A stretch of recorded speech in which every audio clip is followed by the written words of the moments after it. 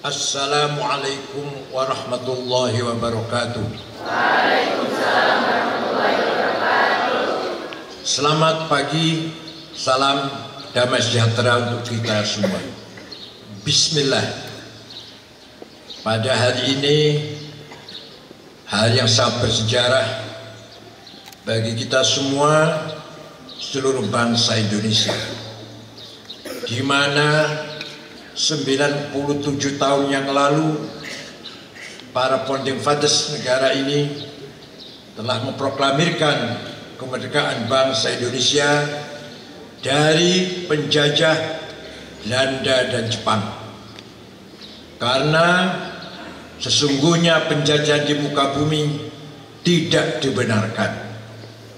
Allah Subhanahu wa Ta'ala menciptakan manusia semenjak dilahirkan dari ibunya sebagai makhluk yang merdeka. Tidak boleh ada perbudakan, tidak boleh ada penindasan, tidak boleh ada penjajahan di muka bumi ini.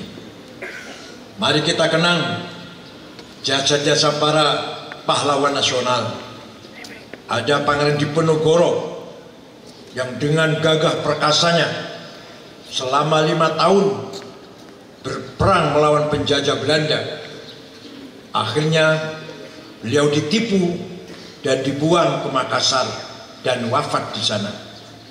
Pangeran Imam Bonjol, Pangeran Tengku Umar, Patimura, dan Cut Nyadin, dan lain-lain.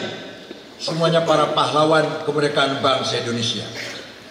Begitu pula para ulama yang telah rela mengorbankan nyawanya demi kemerdekaan bangsa Indonesia, seperti Kiai Haji Zainul Mustafa dari Singaparna, Tasikmalaya, Jawa Barat, yang dipenggal lehernya oleh Jepang di Ancol karena beliau mengajak rakyat Tasikmalaya tidak menyerahkan hasil panen kepada Jepang.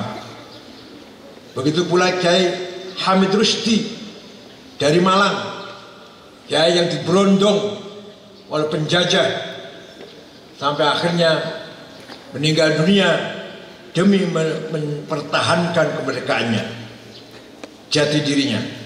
Sampai sekarang Kiai Hamid Rusdi menjadi nama jalan, nama terminal di Malang, walaupun belum menjadi pahlawan nasional. Demikian pula Kiai Muhammad Ilyas dari Lumajang, juga kiai yang dibunuh oleh penjajah. Dalam sejarah banyak sekali para kiai yang dipenjara, disiksa oleh Belanda atau Jepang. Antara lain Kiai Hadrati Syekh Haji Hasyim Asy'ari 1 bulan dipenjara oleh Jepang di penjara Mojokerto. Setelah keluar dari penjara, tangan kanannya tidak mampu bergerak. Kiai Mahfud Siddiq, kiai dari Jember, juga mukanya hancur berdarah-darah, disiksa oleh Jepang. Kiai Hasyim Asy'ari di penjara karena gara-gara menolak sujud ke arah timur, menolak hormat pada kaisar Jepang. Kemudian dipenjara oleh Jepang bersama santrinya yang taat, yaitu Kiai Solihin dari Babakan Ciwaringin Cirebon. Mari kita kenang jasa-jasa beliau. Tanpa pengorbanan beliau belum tentu kita merdeka. Demikian pula proklamator kita, Insinyur Haji Soekarno dan Muhammad Hatta. Begitu pula Jenderal Sudirman. Para tokoh perjuangan ini merupakan founding fathers, pendiri bangsa Indonesia yang tidak boleh kita lupakan jasa-jasanya. Kemudian mari kita lanjutkan, kita teruskan semangat perjuangan mereka, beliau-beliau itu, agar kita menerima estafet dari para leluhur kita, siap menjaga, merawat persatuan kesatuan bangsa Indonesia, siap untuk memberikan kontribusi dengan pengorbanan semampu kita untuk membangun, mensejahterakan, menegakkan keadilan bagi negara atau bangsa Indonesia.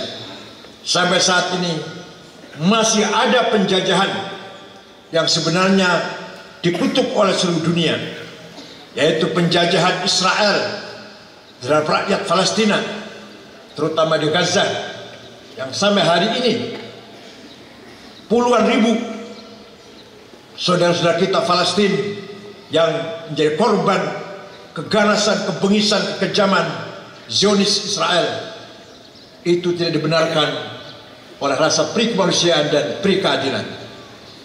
Mari kita mendoakan mereka agar mampu merebut kemerdekaan dari tangan Zionis Israel dalam waktu yang tidak lama lagi.